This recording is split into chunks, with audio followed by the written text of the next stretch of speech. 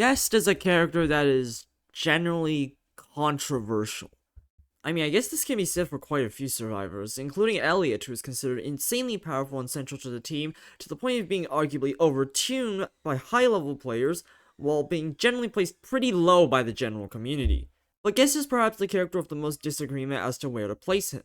Some people will place him pretty high up, whereas some others put him as low as the worst Sentinel, if not outright the worst survivor in the entire game, and by quite a large margin as well. Anyways, let's go.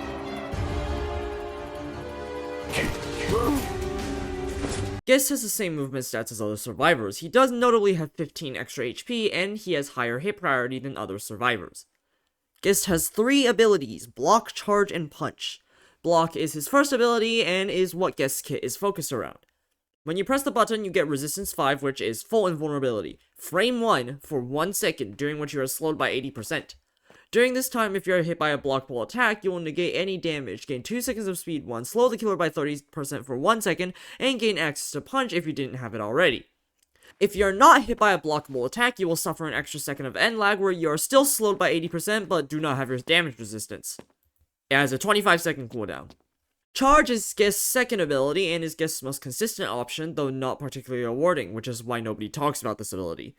Guest will charge forward at relatively high speed for 1.5 seconds. If a Guest runs into a killer or any kind of hostile entity, they take 20 damage, are knocked back, and cannot use their abilities for around a second or so, while Guest gets around a second of Resistance 5.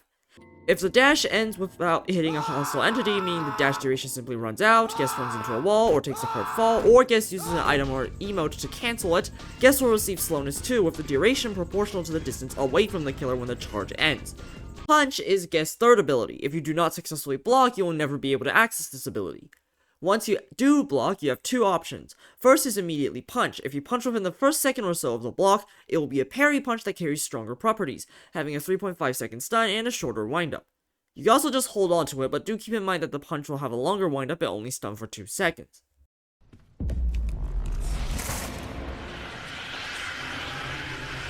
I'll go over charge first, as this ability is much quicker to go over and has largely been unchanged throughout the state of the game.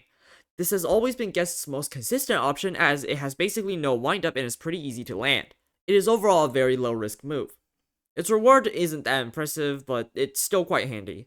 You can use it to pad a hit for a teammate and generally prevent killers from landing follow-ups or punishes, and you can also use it for yourself as a pseudo block without worrying about getting eviscerated if you misread. All this comes at the cost of a rather lengthy cooldown. Do note that it is technically one of the few moves that can actively grief your teammates by charging the killer towards them. Seriously, you have to be completely out of your mind to charge a killer into your teammates. Use some common sense. When people talk about Guest, however, it's not about charge, it's about block. Block is what makes Guest hype moments and aura, and gives them the flashy parries we all know and love. But the risk and inconsistency of block cannot be understated. It takes one wrong guess to eat a pretty nasty punish that can potentially straight up lead to a quick death.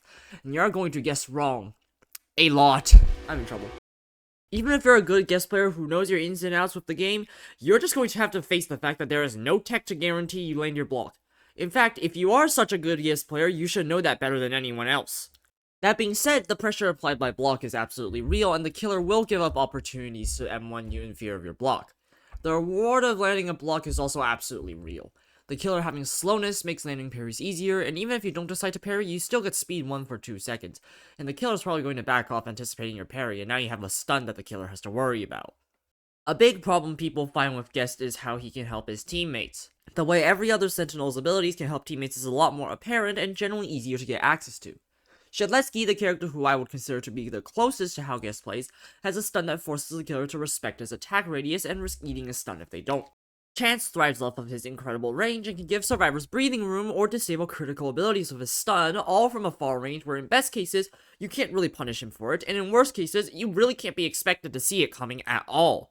Two-Time is similar to Chance in that they thrive off of the killer not knowing where they are and striking when they don't see it coming, though it's more dangerous because they need to get in close range. They can also hold S and stab and it will probably work. Except they nerfed that, so it's a lot worse now. It has a tendency to whiff. Yeah, Two-Time is in a bit of an awkward state right now. Anyways, back to Guest. The way you can use a Guest block to help teammates is a hell of a lot less intuitive. His block doesn't enforce any positional threat, and in most lobbies it's way less likely that you land a block off of the killer not anticipating where you are than you are landing Chance's gun off of the killer not anticipating you're behind them. However, it's simpler than you might think. Stand on top of the survivor you're trying to protect. While this does not force the killer to respect their position, they will potentially give up chances to M1 their target where they otherwise could if you weren't sitting right on top of them. If they disrespect your pressure, chances are you're probably going to land a block on them. Do keep in mind that this doesn't come without its downsides. I would still consider this higher risk than, say, Shiletsky's sword. With Shiletsky's sword, he can potentially keep the killer out of their M1 range or even pressure the killer enough that they end up losing the stamina game against their target. Guest's block not enforcing an attack radius still hurts him at the end of the day, and other sentinels generally have more freedom of movement when it comes to helping others, but the point is, Guest's block pressures the killer into giving up chances to use M1s, which is a killer's most reliable source of damage, making it far from meritless when it comes to helping others. You don't need to charge and hope the killer draws aggro onto you. You don't need to emote and hope the killer gets tilted enough to chase you. On the topic of risk, however, let's talk a little bit more about inconsistency. Inconsistency is one of the most major parts of guest-related discussions, and it is certainly a very valid one. While Sentinels are all killer-dependent to some degree, Guest is definitely the character that suffers from this the most. Guest can try to set baits down like any other Sentinel, such as pretend to be distracted by a generator, pretend to use an item, or corner yourself, all to trick the killer into thinking they have an easy opportunity to hit you. However, killers aren't always going to fall for this, and you will find that attempting to perform these baits against killers who are able to adapt is actually more likely than not going to get you killed once they fall for it once or twice.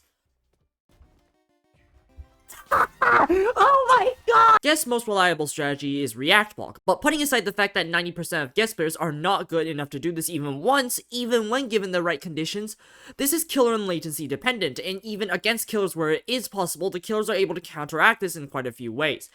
They can intentionally whiff, and even with Guest's increased hurtbox size during block, it is still absolutely possible for the killer to just whiff you, whether intentionally or not. If you have seen my Memoriam of Forsaken video, I was even able to take advantage of a Guest player who I can only assume was trying to block on reaction by abusing the conveniently positioned N7, swinging and hitting the N7, giving the Guest a false cue to block. Overall, the pressure of block is very real, and unlike what most people might tell you, I think it's not at all trivial compared to the pressure of a normal stun. But the higher risk associated with it is absolutely not something I can simply gloss over when talking about Guest. Now let's talk about when you do manage to land your block. Congratulations, you now have access to an actual stun. Most people will just opt for the parry for a few reasons. First is simply the longer stun time and faster windup, making this technically the strongest stun in the game. Second is the killer being slowed for 30%, making it only easier to land it. Third is that it looks dope as hell and is perfect for clips. There's a reason why Sorcerer and Son Goku Guests have super flashy parries. Do beware that against certain killers, you want to be more mindful when you use a parry. Jason and John Doe both have some kind of stun negation, and there's a good chance that as soon as they see you block, they will press the R key in anticipation of your parry.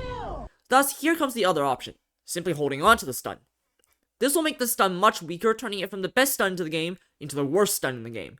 Don't get me wrong, the stun is still valuable, but it doesn't change the fact that its numbers are pretty pitiful.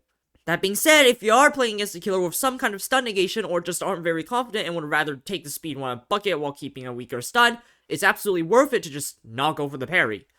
One thing to know about punch is that unless you are using certain skins, there is no sound effect indicating punch, unlike Shiletsky, who plays a pretty audible sound effect when swinging, even for the so-called pay-to-win skins.